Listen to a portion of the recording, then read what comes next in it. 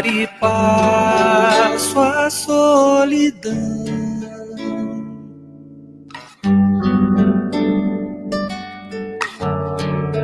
Se o seu rumo é incerto,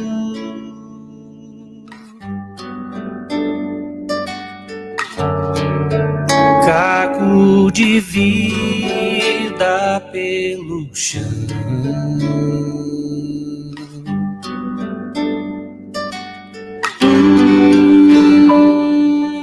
Vede Jesus no sino da cruz, espalhando luz. Mirem Jesus com sua luz, brilho que conduz.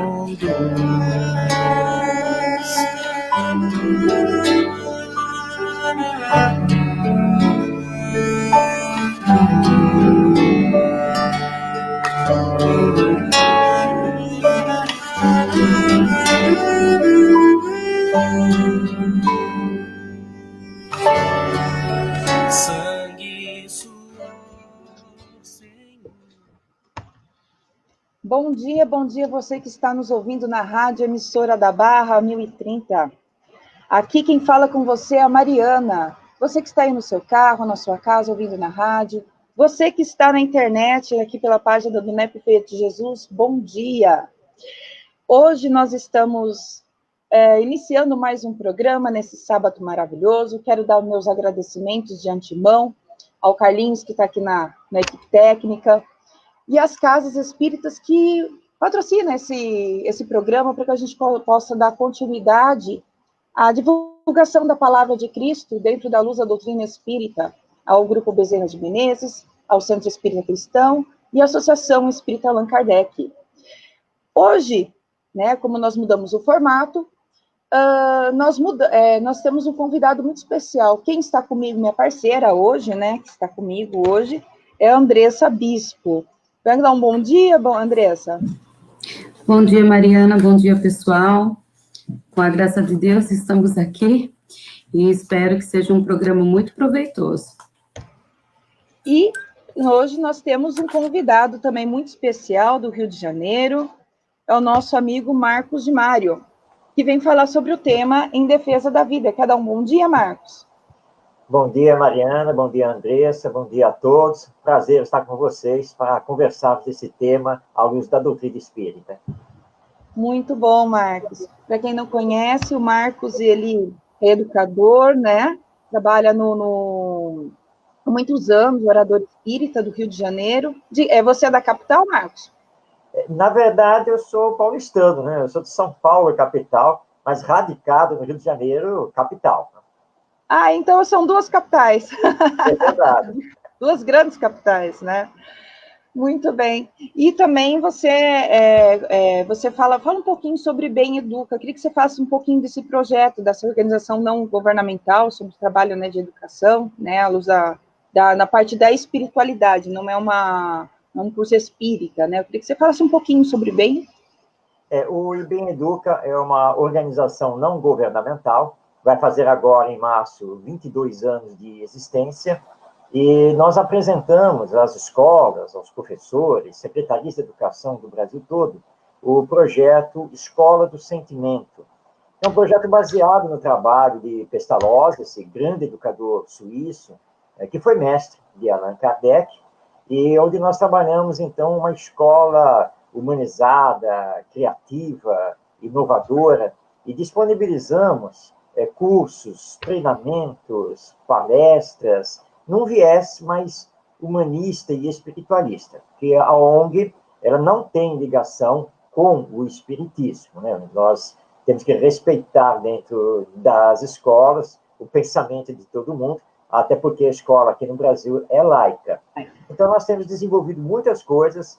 Hoje estamos dedicados também aos cursos online, na educação à distância. Temos colhido muito bons frutos, como é o caso da parceria com o Centro Educacional Conhecer, da cidade de Leopoldina, em Minas Gerais, que é uma escola reconhecida pelo Ministério da Educação como escola criativa e inovadora da educação básica brasileira. Então, e aí tem um imenso trabalho, porque aí tem a pedagogia da sensibilidade, tem um programa sobre cultura da paz, então tudo isso é trabalhado junto às escolas e os professores. Muito bem, muito obrigado pelo esclarecimento, é bem bacana conhecer esses outros trabalhos, acho bacana mesmo, mesmo que as escolas precisam, né? Só que hoje nós não vamos falar sobre educação, Exato. Nós vamos falar em defesa da vida. Queria que você explicasse um pouquinho, falasse um pouquinho para nós, tá? E aí aí a Andressa vai caprichar nas perguntinhas aí. O Espiritismo, desde o seu surgimento, com o lançamento do Livro dos Espíritos, em 18 de abril de 1857, sempre defendeu a vida, sempre, e sempre defenderá. Porque nós partimos não apenas do conceito, mas da realidade que todos somos almas imortais. Nós fomos criados por Deus para chegarmos à perfeição, que é tanto intelectual quanto moral. Portanto, nós consideramos que a vida pertence a Deus, que é o Pai e o Criador, soberanamente justo, o bom, misericordioso, e que, na verdade, quando estamos aqui encarnados, nós estamos como usufrutuários da vida, ou seja, Deus nos empresta esta existência terrena para darmos continuidade à nossa evolução moral e intelectual. Portanto, quando a gravidez tem início, nós já temos uma alma, ou espírito, ligado àquele corpo que já está em formação. Não é simplesmente um feto biológico. Nós temos uma alma ali, que vai ter uma oportunidade de mais uma existência, que nós espíritas chamamos de reencarnação, porque junto com a imortalidade da alma, nós temos a pluralidade das existências, a pluralidade dos mundos habitados. Nós temos a vida que continua após a morte, que é a visão da vida futura. Nós espíritas consideramos a existência não apenas da vida física, mas também da vida espiritual. Então, dentro disso, o nosso conceito sobre a vida é muito amplo e profundo, e que a vida, na verdade, é uma benção. Por isso, nós nos colocamos contrários ao aborto, à eutanásia, à pena de morte, o suicídio, porque quando você procura fugir dos problemas através da morte, na verdade, você só está levando os problemas consigo para a vida espiritual, para essa vida que está nos esperando, porque nós viemos do mundo espiritual e para o mundo espiritual nós retornaremos. Então, o Espiritismo tem essa visão sempre em defesa da vida em todas as circunstâncias. Desculpa. André, você quer fazer alguma pergunta, alguma colocação? Bem, eu queria dizer que eu acompanho o trabalho do Marcos, principalmente no IBEM, Educa, é um trabalho muito bonito, muito válido. Em relação a tudo isso que você falou, Marcos, eu acho que, assim, para a gente, nós espíritas, é sempre mais fácil a gente poder ter um olhar sobre a vida futura do espírito, sobre a vida eterna, imortal. Agora, para aquele que ainda não se iniciou no espiritismo, para aquele que ainda tem a dificuldade de entender a imortalidade da alma, consegue ficar mais preso às ideias que a gente costuma ver hoje ainda sobre a Terra. Eu vou começar falando um pouquinho sobre o suicídio, mas eu gostaria de falar, assim, tratando no meio espírita, porque algum tempo atrás nós tivemos o caso de uma pessoa que era espírita, frequentava a casa espírita, não sei se a Mariana vai lembrar, e infelizmente essa pessoa ela chegou ao suicídio. Então, eu acho que fica a grande pergunta assim, qual foi a falha? Será que a falha para essa pessoa chegar ao suicídio foi do meio espírita? foi dos que congregam com ele na casa espírita? Foi da própria pessoa que cometeu o suicídio? Ele não entendeu a doutrina, né? O que leva os espíritos que têm a luz da doutrina espírita e sabem das suas consequências a cometer esse ato, sendo que já são portadores dessa verdade. Muito bem, Andressa. Olha só, nós vivemos num mundo de expiações e provas. Então, ninguém está isento de passar por dificuldades, problemas, aflições de toda ordem. Nem nós, espíritas. Obviamente que o espiritismo vai nos dar um grande alicerce do ponto de vista moral e espiritual para o melhor enfrentamento das situações da nossa existência, sejam elas provas ou expiações. Então, não estamos isentos, às vezes, de fracassar diante dessas provas, diante dessas expiações, embora conhecendo o espiritismo, frequentando um centro espírita.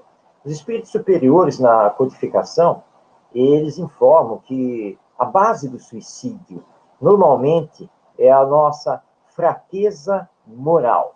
Ou seja, apesar de estarmos com o espiritismo, apesar de sabermos da realidade da vida que continua após a morte, apesar de sabermos que a lei divina é a lei de causa e efeito e que nós vamos responder sempre pelas consequências dos nossos atos, nem sempre nós estamos totalmente preparados para nos mantermos aqui na vida diante dos seus desafios.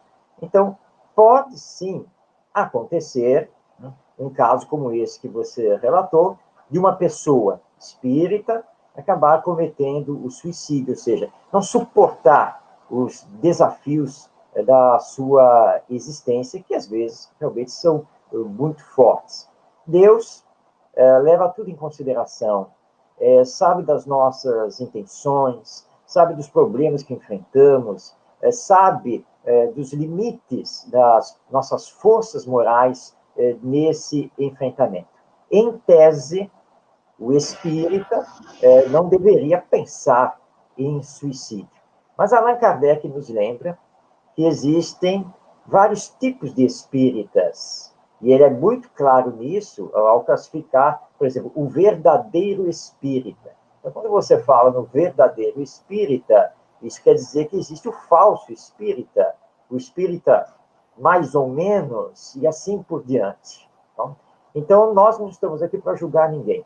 Nós não sabemos até onde as raízes do espiritismo estavam nessa pessoa, até que ponto ele estava utilizando o espiritismo para a sua transformação moral, a sua confiança em Deus.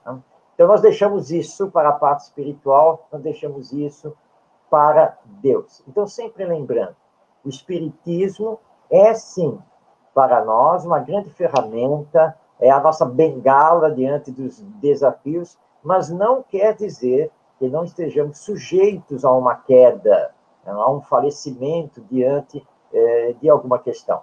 A essa pessoa, nós temos que orar. Como disse Jesus, nós não devemos julgar.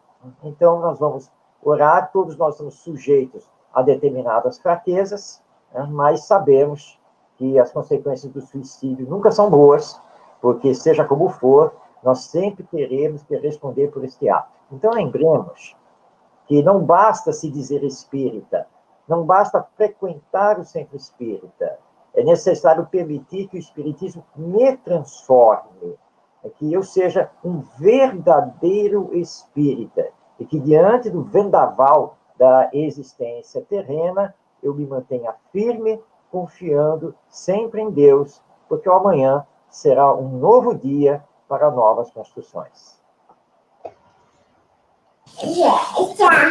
Fantástico esse esclarecimento. Eu tenho aqui uma indagação, né, dentro do que está sendo conversado, Marcos. O título é Em Defesa a vida, né? Por que valorizar a vida, né? Por que a vida vale a pena? Porque eu acho que aí é que tá. Porque, assim, quando a gente faz né, a Andressa abordou agora no caso do suicídio, uma pessoa que está desgostosa da vida e decide, né? Abordando os outros temas, né? Porque as razões pelas quais a gente acaba aderindo outras opções, no caso da eutanásia, porque a pessoa está sofrendo, e tem essa argumentação, né? A pessoa está sofrendo, geralmente em situação terminal, você abrevia o sofrimento da pessoa. No caso do aborto, né? Mas houve consequência. Não estou aqui para julgar a razão de ninguém, tá? Deixa eu deixar bem claro para todo mundo, tá? Porque cada um tem suas razões e não nos compete julgar, como foi bem dito. Mas normalmente o que aconteceu tal coisa, uma gravidez indesejada, acaba tendo muitas mulheres acabam tendo essa opção. E no caso da pena de morte, né? A pessoa não tem estrutura para se retornar à sociedade, geralmente é essa a argumentação. Por que valorizar a vida? Por que dar uma segunda chance a essas pessoas que estão nessa situação? É uma pergunta bem por que defender essa vida? Mariana, nós temos um embate aqui na humanidade, esse embate que já dura milênios, entre a visão materialista da vida e a visão espiritualista dessa mesma vida. Claro que para aqueles que são materialistas, que não acreditam em nada antes do nascer e também em nada no depois da morte, só estão olhando o corpo, o nascer, viver e morrer, às vezes fica difícil ter esse olhar em defesa da vida. Mas mesmo para os materialistas, quem, diante de um problema, de uma dificuldade, de uma situação existencial, não quer ter uma segunda chance? Todo mundo quer, né? Mesmo não acreditando em nada depois da morte, não acreditando na alma, em nada disso. Porque todos nós procuramos uma razão para o viver. Já o Espiritismo, que é uma doutrina espiritualista, vem nos trazer, então, o componente da alma imortal. O que muda a nossa visão sobre o viver.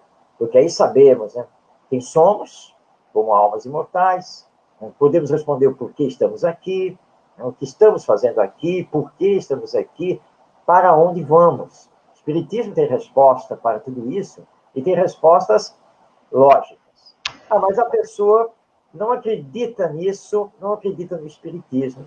Aí eu me lembro, eu recordo aqui, de uma ocasião em que eu estava na festa de aniversário de uma amiga que era espírita, e haviam também alguns espíritos que nós conhecíamos, e com muita naturalidade, né, formamos aquela rodinha de afinidades e estávamos conversando sobre reencarnação.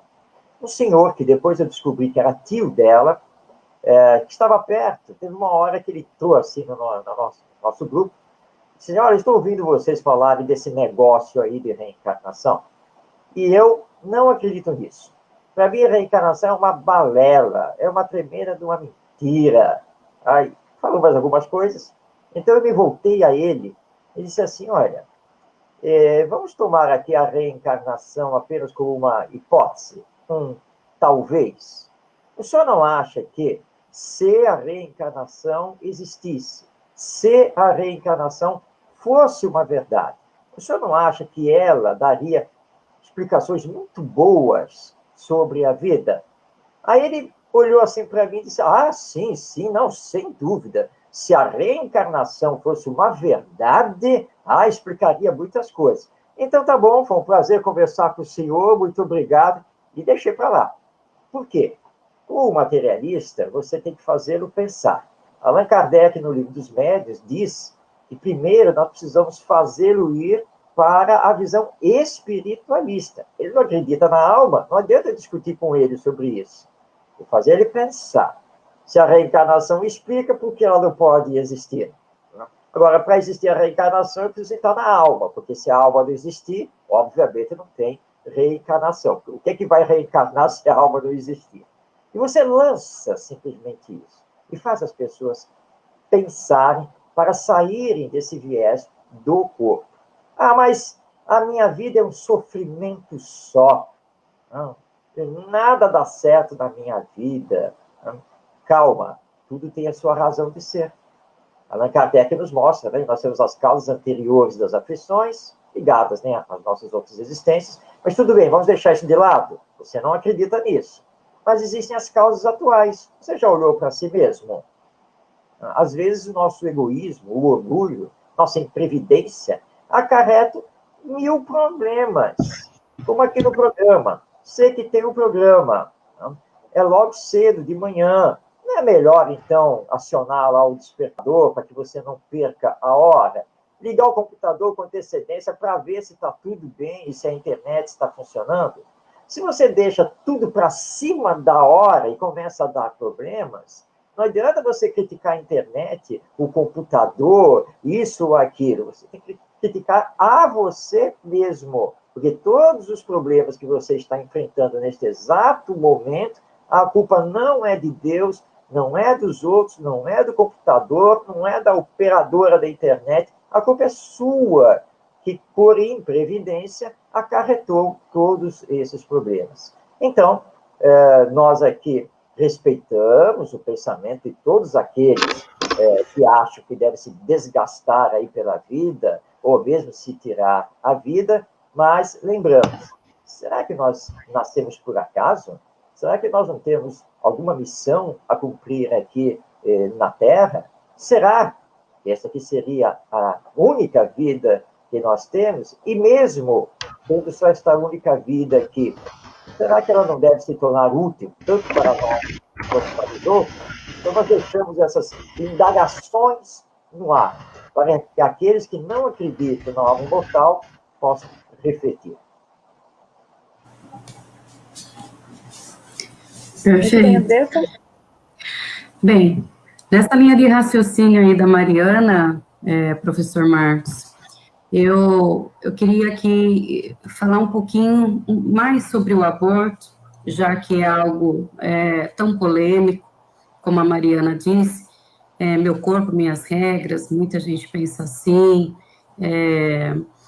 Eu acho que é fácil quando a gente tem um olhar assim para o outro, né? Fácil da gente colocar a doutrina espírita à frente, o que ela nos ensina, mas se a gente encontrasse, assim, com numa situação como aquela da menina de 10 anos, que sofria abusos por um tempo consecutivo e depois ficou grávida, e foi levado ao aborto, eu creio que esse aborto que ela teve foi mais por influência dos adultos responsáveis, porque escolha dela mesma, que afinal de contas uma criança de 10 anos vai ouvir o que o adulto tem para dizer. Mas nessas condições, né, o que nós espíritas, o que a sociedade poderia ter dito para essa família, para essa menina, para que ela levasse essa gravidez adiante e não cometesse o aborto? Ou o procedimento que ela fez foi correto, né? O que você como educador o que nós poderíamos ter dito para ela, que a convencesse que, ao mesmo tempo, acalmasse o seu coraçãozinho, que pudesse trazer um conforto sobre essa criança que poderia ter vindo ao mundo. Como que nós deveríamos ter nos comportado como sociedade, como pessoas que têm a visão da doutrina espírita, nesse caso? Bem, Andressa, o grande problema que nós enfrentamos é que nós estamos sempre correndo atrás dos efeitos. Nós não estamos trabalhando, na verdade, diretamente com as causas. E aí nós teríamos que entrar no campo da educação. Mas, nesse caso específico, essa criança deveria ter sido realmente confortada, amparada, acolhida, num diálogo também grande sobre a vida, o que aconteceu com ela, e que, na verdade, a gravidez é uma bênção, e a família deveria, de imediato nesse acolhimento, ter dito a ela que a família toda se envolveria para cuidar dessa criança que estaria aí sendo gestada, para não pensar em nenhuma hipótese no aborto, porque o aborto é um crime. A única exceção que a doutrina espírita nos dá é quando a mãe corre o risco. Mas como a gravidez estava ainda muito no início, nem a nossa medicina poderia dizer que por ela ter 10 anos, ela estaria correndo risco de vida. Isso teria que ser acompanhado pela medicina, com todos os exames, paulatinamente, e claro, se houvesse, então, essa conclusão de que a menina com 10 anos de idade estaria correndo risco com a gravidez, sim, nesse caso, sim, poderia ser feito o aborto, porque o espírito programado para reencarnar, ele terá nova oportunidade mais à frente, em outra circunstância. Agora, não havendo essa questão do risco de vida à mãe, pelo menos em princípio, essa gravidez deveria ter ido até o fim, mas com essa criança, porque ela está no período infantil, e ela tem que ser tratada assim, ela recebesse todo o amparo da família, o amparo afetivo, o amparo terapêutico através de um psicólogo, todo o amparo possível, com todas as informações. E sabendo que essa criança que está para nascer poderá ser, no futuro, justamente aquele filho ou filha que vai nos amparar, que vai ser nosso grande arrimo, nosso grande amigo. Nós temos que levar tudo isso em consideração.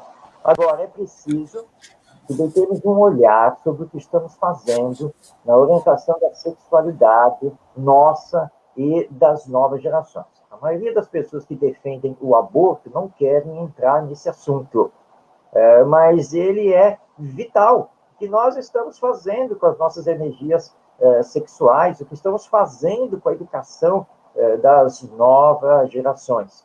E eu lembro aqui uma fala que, na verdade, foi do ex-presidente norte-americano, o Ronald Reagan. Na época, havia um projeto de lei que estava na Câmara dos Deputados, lá nos Estados Unidos. Era um projeto de lei que estava tentando legalizar o aborto para todo o país. E ele fez uma declaração que realmente tem que calar fundo em todos nós. Ele disse assim: olha, enquanto eu for o presidente, esse projeto não passa, porque eu não vou sancioná-lo de modo algum. E eu tenho uma resposta muito simples para isso. É muito fácil para nós que estamos vivos, porque nossos pais permitiram que nascêssemos, é muito fácil para nós agora querer impedir que os outros nasçam. Então, nós não teremos a legalização do aborto de jeito nenhum. Então, vamos pensar em tudo isso.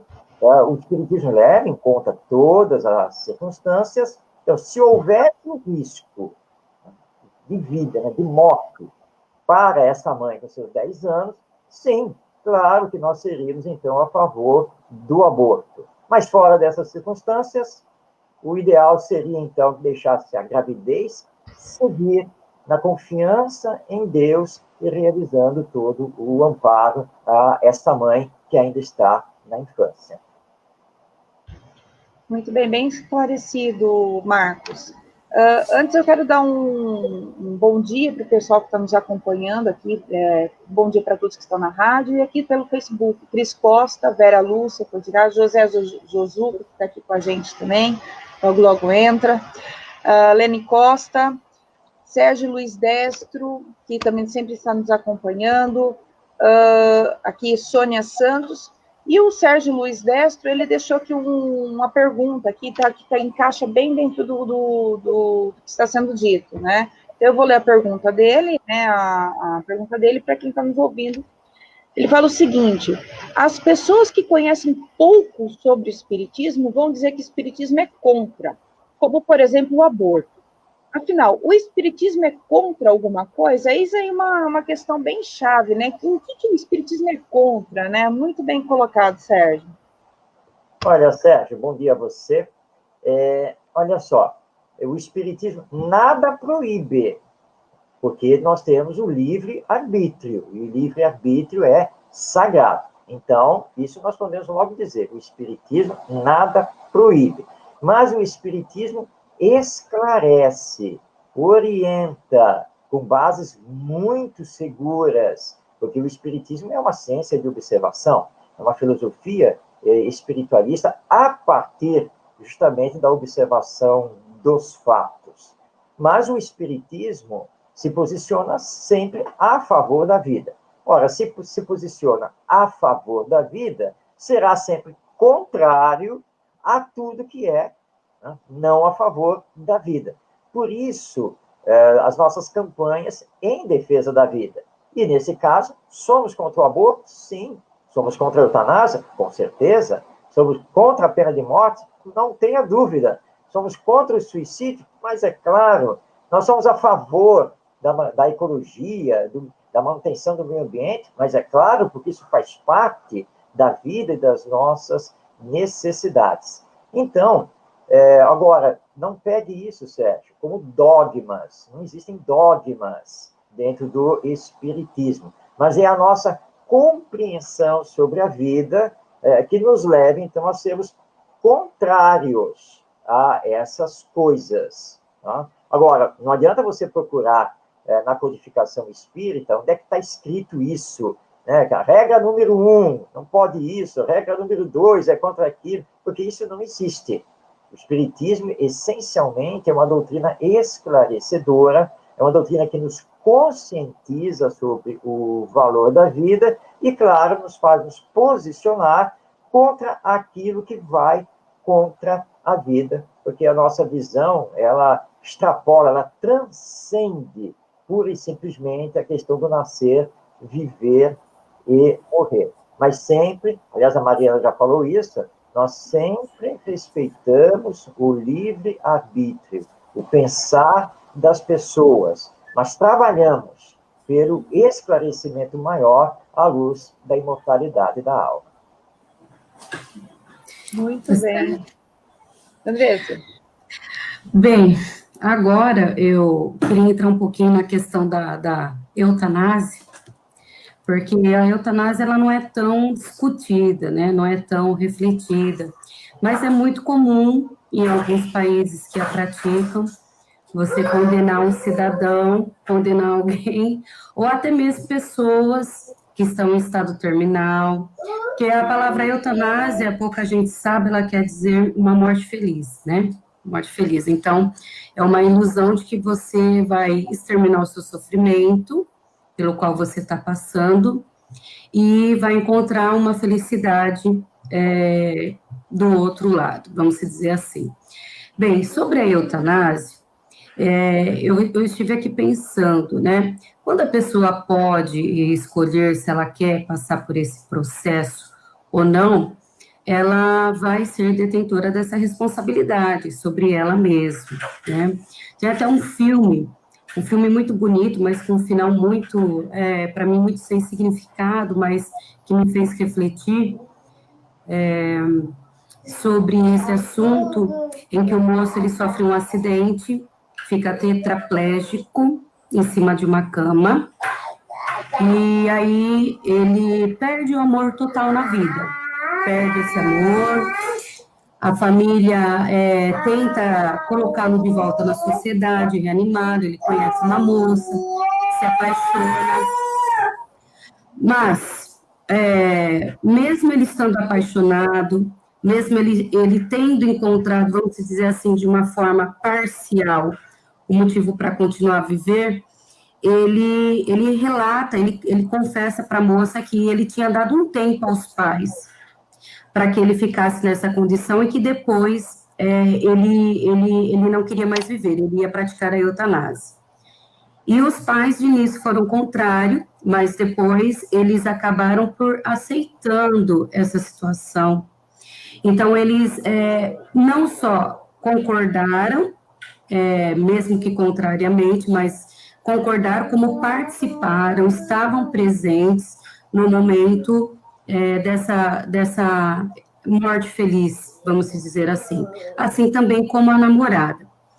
Nesse caso, Marcos, eu acredito que a gente vai entrar na questão do materialismo que você falou, mas nesse caso, a responsabilidade, nós podemos dizer que houve aí um assassinato da parte dos que concordaram, dos pais da namorada, e que os acompanhou nesse fim de trajetória. Essa responsabilidade, não só do moço, vai ser cobrada também daqueles que estavam com ele e que assistiram ele a fazer isso com o fim do seu sofrimento, entre aspas, vamos dizer assim. Como que a gente pode alertar as pessoas sobre esse engano que é a eutanásia? Tudo bem. Deus leva sempre em conta as intenções, ou seja, o que nos levou àquele determinado ato, que é o caso aí dessa eutanásia. Eu assisti já esse filme, conheço a história, então ele vai levar sempre em conta essa intenção. No caso, o moço planejou tudo, tá? Ele quis se retirar da vida. Então, ele que tem o peso maior perante a lei divina, porque, no caso, ele cometeu a eutanásia com plena consciência, e apesar do trabalho dos pais e da moça, né, que ele conheceu, que era a cuidadora dele, né, apesar dela, da moça, ter lutado muito para fazê-lo ressurgir para a vida, mas ele havia tomado essa decisão, e apesar dos esforços dos terceiros, ele foi até o final para realizar a sua eutanásia, que os pais, constrangidos, tiveram que aceitar, porque foi a vontade dele, ele tinha plena consciência, sabia muito bem o que estava fazendo. Então, o rapaz vai responder sim, plenamente, por essa eutanásia, porque, na verdade, ele cometeu o suicídio, de forma bem consciente. Os demais, não, porque, na verdade, até lutaram para tentar demovê-lo disso, tirá-lo dessa ideia. Esse caso é diferente do estado terminal de uma pessoa que se encontra no hospital e que está inconsciente e que a família vai tomar a decisão. Vou lembrar aqui, eu vou dar um pequeno spoiler da história, porque ela se encontra no livro Amor e Ódio, que é o romance do Espírito Charles, através da médium Ivone Pereira. Então, nesse livro, o personagem central, ele foi lá condenado injustamente, levado lá à prisão, e onde ele sofreu várias torturas. E depois de uma tortura, e jogado no chão da sua cela, ele recebeu a visita espiritual do seu pai, que já estava desencarnado, e do seu anjo da guarda. Então, o Charles descreve a cena e mostra quando os dois espíritos entram na cela. O pai, que já era um espírito, né, já de um determinado progresso espiritual, quando ele olha para o filho ali, jogado no chão, ensanguentado, depois de uma sessão de tortura, ele exclama, ó meu filho, ó meu filho. E aí o anjo da guarda, que é um espírito de muita luz, ele diz assim, não blasfeme. E aí o pai fala, mas como? Olha aí meu filho, ele é inocente. E olha o estado em que ele se encontra. E aí o anjo da guarda olha para ele e diz assim, mas nós vamos nesse momento agradecer a Deus. Agradecer a Deus? Mas como que nós vamos agradecer a Deus? Sim, porque você está olhando apenas o corpo dele. O corpo está quebrado, né? O corpo foi torturado, mas a alma está saindo daqui vencedora.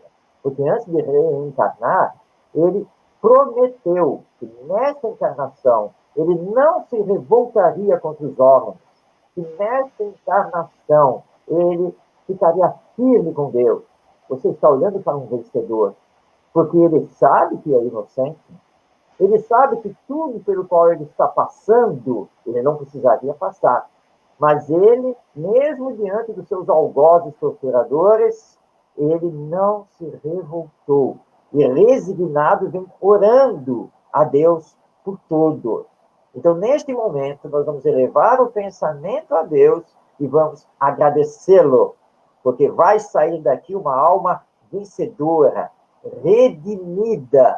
Não se fixe no corpo. O corpo é nada. Ele é passageiro. Tá? Você está vendo o sofrimento do corpo, mas a alma do seu filho está radiante, porque é vencedor. Claro que o que aconteceu no resto do romance eu não vou contar, que todos leiam o Amor e Ódio, né, do Espírito Chaves pela nossa Ivone Pereira. Então, na eutanásia, nós precisamos entender que até o último suspiro no corpo, isso é importante para o espírito. Porque se ele, no último segundo, tiver o arrependimento de coisas que fez, se ele voltar o pensamento a Deus, apesar de todo o seu ateísmo, materialismo e egoísmo, isso pode ser a redenção desse espírito. Então, nós não temos que promover a eutanásia. Nós temos que confiar em Deus e irmos até o final. Mas... E aí nós decidimos que não tem mais nada a fazer. A medicina chegou à conclusão que o corpo só está lá vegetando. Tudo bem? Então, os aparelhos podem ser desligados, mas se ele tiver que continuar a viver, vai viver. E nós já temos N casos na nossa literatura médica de pessoas que ressurgiram para a vida depois de anos e anos vegetando, num coma. E quando os aparelhos que sustentavam a vida orgânica foram desligados, a vida voltou, porque não havia chegado o momento da desencarnação. E nós não temos nenhum tipo de teste, de exame, de aparelho, nada que nos diga que chegou o final. E essa questão da dor, nós temos que tomar muito cuidado, porque nós estamos olhando apenas para o corpo. Mas, na verdade, ali tem uma alma, tem um espírito. E aquele sofrimento pode ser uma bênção para esse espírito. Então, nós não podemos nos deixar levar exatamente pelo corpo. Eu acompanhei no hospital a desencarnação do meu pai, e o médico pediu autorização para fazer todos os procedimentos. Claro que eu autorizei, né? Ele tem que lutar pela vida, no caso orgânica, mas eu estava vendo, embora eu não tenha evidência, nada disso, mas eu já estava vendo que meu pai estava partindo, que era o final. E, de fato, ele desencarnou. Eu estava do lado do médico, quando ele parou todos os procedimentos e disse para a sua equipe, podem parar? Esse eu perdi. E eu olhei para o médico e disse, não, doutor, o senhor não perdeu, foi feita a vontade de Deus. É claro que eu quase apanhei lá dentro do hospital, porque falei em Deus, na frente, né, do Deus médico lá que ali estava, né? Mas é porque chegou o momento. E se chegou o momento, não há o que fazer. Por isso, então, é que nós somos contrários à eutanásia, porque a vida não está sob o nosso controle. Ela, na verdade, pertence a Deus, e nós temos que olhar não apenas para o corpo, mas para aquela alma que está ali, e que aqueles momentos podem ser muito importantes para ela. Fantástica história, né? Grandes depoimentos aqui, uma experiência, né, para nos passar. Andressa, tem mais alguma pergunta? Nós estamos caminhando 15 minutinhos finais aí do nosso programa. Acho que faltou só um tema, né, Andressa? Sobre a pena de morte. Pena de morte. Eu deixei essa para o final, porque eu vou encaixar duas questões aqui, que é para a gente poder, assim, para você fechar com chave de ouro, Marcos, a sua explanação. Porque a pena de morte, ela existiu por muito tempo, acredito que ainda exista em alguns lugares, e muito se tratou sobre a pena de morte aqui no Brasil. Quem concorda, quem não concorda, queria até se implantar, né, a pena de morte aqui no nosso país. Graças a Deus, até hoje isso não aconteceu. Mas eu peguei aqui um relato de um serial killer, que foi dado ao jornalista, eu até anotei aqui, Roberto Cabrini, alguns anos atrás. E esse jornalista, ele pergunta para esse serial killer se ele saísse da sua condenação perpétua, se ele voltaria a matar. E ele responde assim para o jornalista: sim, sem dúvida. Eu gosto da sensação do poder em tirar a vida do outro. Eu gosto, isso me é prazeroso. Ele falou para o jornalista: voltaria a matar sem dúvida. Nessas condições, você como educador, o que você pode falar para a gente, Marcos? Como a sociedade deve agir nesses termos, nessas condições? Porque aqui no Livro dos Espíritos, quando eles vão tratar sobre pena de morte, que eles são contrários, claro, a isso, eles nos dizem que nós devemos abrir a porta ao arrependimento para esse cidadão e não fechá-la. Então, a pena de morte seria o fechamento dessa oportunidade para esse espírito. Mas a nossa sociedade, a pena de morte, como acontece em alguns locais, ainda é um retrocesso, assim como o aborto. Existe ainda esse retrocesso na nossa sociedade, no pensamento de algumas pessoas, é um sinal de inferioridade, é um sinal de ignorância, e como a sociedade deve agir, deve se comportar com um irmão que tem esse tipo de mentalidade, que ainda não encontrou arrependimento. Bem, deixar a porta aberta ao arrependimento não significa que a pessoa não tenha que continuar segregada da sociedade num processo de reeducação e ressocialização. Nós temos casos em que o indivíduo precisa ser retirado da sociedade, como esse serial killer. Ele precisa passar por todo um tratamento terapêutico, ele precisa receber novas convicções sobre a vida, num trabalho que é de muito tempo e que talvez não o demova do seu pensamento ainda nesta encarnação, mas que vai lançar novas sementes na sua mente e no seu coração, que haverão de refletir após a morte, no seu devido tempo, porque esse tem que ser o nosso trabalho.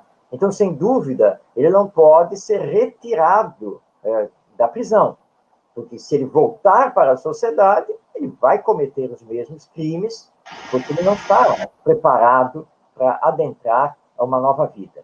Mas a pena de morte não é solução. Não é solução porque ele é um espírito, e, na verdade, ele vai continuar vivo e não vai mudar nada no seu pensamento, no seu comportamento. Desencarnado, embora não tendo mais o corpo físico e não podendo mais portar uma arma para cometer um assassinato, mas ele terá a grande arma da obsessão. E a obsessão é terrível, porque pode levar pessoas à morte, pode levar pessoas ao suicídio e assim por diante. E ele vai se tornar, na verdade, um grande líder espiritual negativo, portanto, não muda nada. Nós vamos nos livrar dele, aqui da sociedade humana, a nível corporal, nada mais do que isso. Porque os espíritos, que todos nós somos, vamos continuar a fazer parte da humanidade, apenas que pelo lado espiritual. Emmanuel, através do Chico Xavier, diz que a morte não é passe de mágica. A morte não modifica ninguém. A morte não transforma ninguém. Você retorna ao mundo espiritual exatamente do jeito que você é, com os seus valores, com os seus pensamentos, com os seus vícios, com as suas virtudes. Na verdade, ao segregarmos essa pessoa que está fazendo o mal para a sociedade, nós deveríamos segregá-lo para que ele passasse por um processo de reeducação, passasse por um processo de ressocialização, até vermos a possibilidade da reintegração dele normalmente na sociedade, se assim for possível. Mas como os antigos filósofos gregos já nos lembravam, nós, para não termos esse problema todo, nós precisamos nos aplicar na educação. Quanto mais nós educarmos do ponto de vista moral, menos nós teremos serial killers por aí, menos nós teremos o crime hediondo. E vamos lembrar aqui que se a pena de morte fosse solução, todos os países que já a aplicaram ou que a aplicam, como é o caso dos Estados Unidos, lá a lei federal permite que os estados tenham a sua própria legislação através disso, e alguns estados norte-americanos têm a pena de morte. Ora, os Estados Unidos é um dos países mais violentos do nosso planeta. A violência lá nos Estados Unidos, os índices de criminalidade são altíssimos. Nós, às vezes, ficamos espantados aqui com o nosso Brasil, mas se deitarmos o nosso olhar lá para os Estados Unidos, é aí que nós vamos ficar assustados. É impressionante os altíssimos índices de criminalidade e de violência que eles possuem. E nos estados em que a pena de morte funciona, nesses estados a violência não diminui, a criminalidade não diminui, porque, na verdade, a pena de morte nós estamos apenas enxugando gelo e levando para o mundo espiritual um espírito revoltado que vai nos odiar mais ainda, que vai projetar a vingança e rapidamente ele vai descobrir os mecanismos de ação espiritual e vai, então, agir sobre nós, que na maioria dos casos estamos aqui indefesos, né, porque desconhecemos essa realidade espiritual, e ele terá uma grande vantagem sobre nós, que ele não tinha aqui, porque aqui ele tinha que tomar todos os cuidados para cometer um crime. No mundo espiritual não precisa tomar cuidado nenhum, ele é invisível a nós. Então ele pode agir com a maior liberdade. Claro, vamos perguntar, mas e a lei divina? A lei divina está funcionando. Quando estamos desencarnados, não podemos fazer tudo o que queremos, porque ninguém aqui na Terra vai passar por aquilo que não tem que passar. A lei divina, ela coloca limites na ação do Espírito, como coloca limites aqui também para a nossa ação. E nós sempre vamos responder por aquilo que fazemos. Então, pena de morte não é solução. Agora, segregar um indivíduo da sociedade porque ele está cometendo mal, e até o mal hediondo, claro que nós não somos contra isso. Apenas reconhecemos que nós só temos esses casos porque deixamos a educação em segundo plano. Porque não preparamos as novas gerações para a vida, para terem valores mais espiritualizados, ideais superiores de vida. Quando fizermos isso, nós não precisaremos mais de prisões, nós não precisaremos mais dessa legislação voltada para a segurança pública. Aliás, eu sempre digo que o nosso problema não vai ser resolvido pela segurança pública, não vai ser resolvido pelos planos econômicos. Nós só resolveremos as mazelas da nossa humanidade quando nos aplicarmos na educação.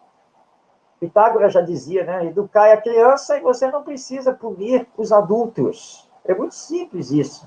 Mas considerando a educação do ponto de vista moral, da formação do caráter, da sensibilização dos sentimentos.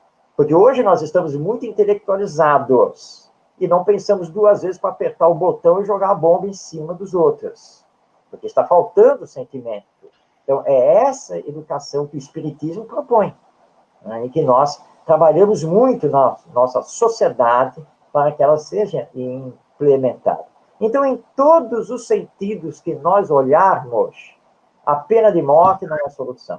Agora, aqueles que legislam pela pena de morte, aqueles que estão ali para o ato da pena de morte, todos responderão, cada um de acordo com as suas intenções. Responde mais aquele que não dá valor para a vida dos outros e simplesmente sanciona a lei e o decreto da pena de morte, do que aquele subalterno que está ali para o ato final. Como lembrou Paulo de Tarso, no final da sua vida, lá no romance Paulo e Estevão, pelo Emmanuel, quando ele é retirado de Roma para ser decapitado, e o chefe da guarda romana, que deveria, então, decapitá-lo com sua espada, ele treme porque ele sabia que estava diante de um homem inocente e de um homem que era um exemplo de amor, de caridade.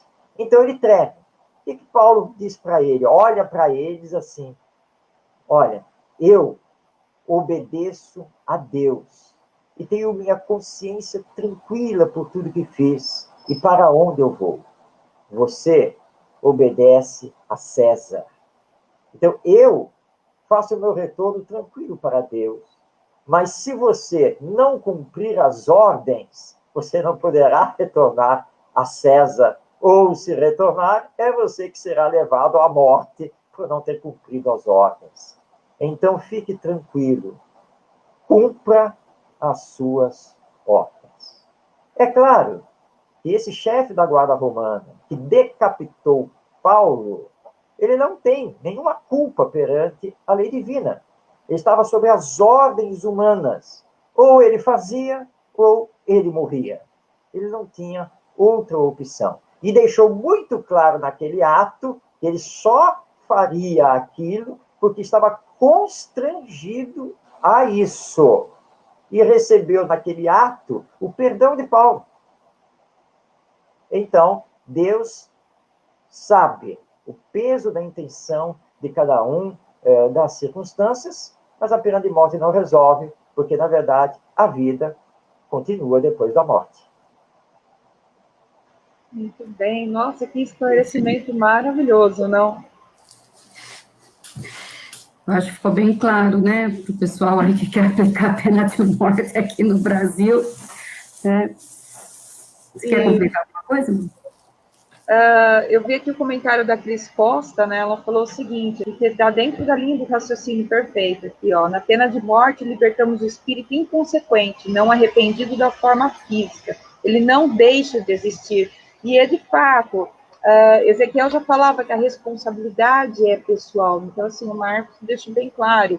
Deus leva em consideração as nossas intenções, leva em consideração como no caso também do algoz, né, que fez, ele só fez porque foi constrangido a, e muitas vezes na vida nós somos constrangidos a ter que seguir determinadas ordens, porque nossa lei social assim nos impõe, porque nós ainda estamos num mundo imperfeito, que ainda não está espiritualizado, nós estamos a caminho desse, se Deus quiser, a gente vai evoluir muito mais do que as condições de hoje, mas sempre trabalhando a nossa consciência. O que deixa muito claro aqui é o peso da consciência. E a responsabilidade é sempre pessoal. Então, assim, mesmo a esses espíritos que desencarnam e continuam, aí vem aquela orientação do Cristo, vigiar e orar, sempre estarmos atentos às nossas ações, às nossas atitudes, o que nós ouvimos, o que nós falamos, com quem nós conversamos, sempre trazendo isso, sempre Verdade, né? Lembrando aqui nosso mestre Jesus, né? Nós ainda temos necessidade do escândalo por causa das nossas imperfeições, mas ai daquele que comete o escândalo, porque esse haverá de responder perante a lei divina. Então, o nosso fechamento, lembrando aqui também Jesus, ele nos pede, né? Crede em Deus, crede também em mim. Né? O meu jugo é suave, né? O fardo, na verdade, é leve. Então, diante de todos os desafios existenciais, nós precisamos confiar sempre em Deus, lembrar que nunca estamos desamparados, que nada nos acontece por acaso. E aí, então, temos que fazer os enfrentamentos com resignação, com fé, com força de vontade e seguindo, como dizia o Leopoldo Machado, sempre para frente e para o alto, sem esmorecimento. É isso que nós temos que fazer, e é isso que o Espiritismo nos dá, e por isso que estamos felizes neste mundo, né? Porque o Espiritismo nos traz essa felicidade. Nosso Divaldo Franco, entrevistado, né? O senhor já está aí com mais de 90 anos, está lá agora já com 93 anos, né? O senhor está sempre alegre, está sempre feliz, como pode ser uma coisa dessa? Diz, porque o Espiritismo me ensinou isso, alegria perante a vida. E quando você tem esse olhar sobre a vida, nada lhe atinge. Você tem lá seus momentos, né, em que as coisas se lhe desequilibram um pouquinho, você parte para a oração, sabe que a vida continua e segue em frente. Por isso, então, estaremos sempre a favor da vida com a doutrina espírita. Bem, muito obrigada, Marcos, por ter aceitado o convite. Andressa, queria que você desse suas considerações, desse um agradecimento aqui para o pessoal. Bem, eu queria agradecer ao Marcos, a todo mundo que participou, que esteve junto com a gente aqui, que deu a sua opinião, e dizer que realmente tudo isso que foi dito aqui pelo Marcos é tudo muito válido, né? Lembrando que, igual o Marcos falou, há sempre uma programação espiritual pré-existente para o nosso reencarne e para o nosso desencarne. Que nós possamos respeitar isso, seja da maneira que for, para que possamos dar oportunidade àqueles que nos cercam, àqueles que vão chegar aqui ao planeta, de também viver a sua existência lutando por uma evolução espiritual. E que nós possamos dar, sim, mais importância, muito necessária, mais do que nunca, a educação, porque sem ela, com certeza, nós ainda ficaremos num retrocesso, no estado inferior, cometendo essas atrocidades. Meu muito obrigada, muita paz, e Marcos, esteja aqui de novo com a gente em breve. Eu que agradeço aí, pela oportunidade, e se houver essa oportunidade, sem dúvida, estarei aqui ao dispor de vocês. Muito bem, muito obrigada a vocês dois, obrigada, Marcos, pelo convite mais uma vez, obrigada, Andressa, e eu quero deixar os meus agradecimentos a todos que nos acompanharam nesse programa, você que está na rádio, você que está no seu carro, você que está na sua casa, quero agradecer a equipe técnica também, o Felipe Adorno, que esteve aqui com a gente, a todos que participaram pelo Facebook, muito obrigado, e até mais um programa Momento Espírita. Semana que vem teremos Carlos Faria, do Rio de Janeiro também, ele também ele apresenta o programa, e vamos ver qual vai ser o próximo tema. Fica aí uma surpresa aí para todos vocês. Um abraço a todos, fiquem com Deus, e até semana que vem.